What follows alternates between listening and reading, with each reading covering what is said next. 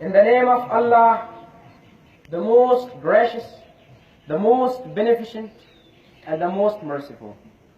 Honorable Chief Guest, respected teachers, and my dear fellows, Assalamu alaikum. I stand here this morning with an aim to explore the topic, say no to corruption. Your Honor, corruption is the deviation from the path of virtue to vice, from good to bad, and morals, manners, and actions. It's not merely financial embezzlement or earning money through bribery, fraud, or any other unfair means, but providing undue favor, abuse of public office for private gains, not performing your duties, and patronization of criminals also came under corruption. Corruption decreases respect for Allah, hurts patriotic fervor, and sense of allegiance to a state. Your Excellency, widespread of corruption has created disappointment and discontentment among all the sections of society as a result of materialistic and opportunistic way of life and the desire to get rich by any means. Practices becomes an integral part of those people who are neither ashamed nor apologetic of their corrupt behavior. Our immorals and un-Islamic customs and the demands of luxurious life play a vital role in boosting corruption. Dear viewers and listeners, corruption has put a question mark as far as the future of Pakistan is concerned. It has struck deep roots in itself. Instead of combating the evil, the key organs of the state are only a part of the problem.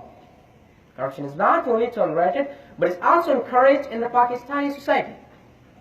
Some of the most corrupt institutions and areas in Pakistan is identified by the Transparency International are police, customs, revenue, taxation, power sector, health, educational administrations, and other key organs of the state.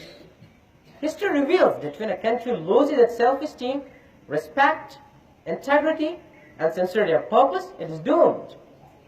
It remains in a very poor state on the map of the world.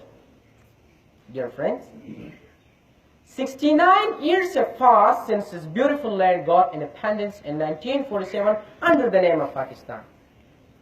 69 years have passed since its founder Muhammad Ali Jinnah on the floor of the first Constituent Assembly said that corruption is the biggest problem that we face. 69 years have passed when he said, if we want to become a great and prosperous nation, we ought to root out the disease of corruption.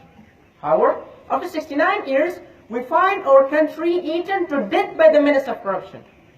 Who's to blame for its downward slide into the abyss? The politicians who misuse their political office? Or the appointed civil servants who betray the country for their private gains? Or the common citizens of this country?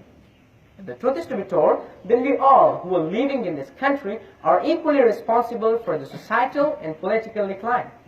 It is we, common people, who did not come out to say no to corruption and betrayed through our silence. In 2014, the Transparency International published a report on corruption, and too much shame. Pakistan stood 126 out of 174 countries as one of the most corrupt countries in the world. If we want to bring beauty and prosperity to our country, then my friends, we must rise up to our responsible citizenry stewardship in our different roles as agents for change and say no to corruption, say no to nepotism, and say yes to end corruption and injustice. Your audience, it begins with me, it begins with you. We all can make a commitment that people with correct mindset will not be allowed to pander the beautiful green and white colored flag of this country. The great scientist and leader, APJ Kalam said, if a country is to be corruption-free and become a nation of beautiful minds, I strongly feel there are three key societal members who can make a difference. Their fathers, the mothers, and the teachers.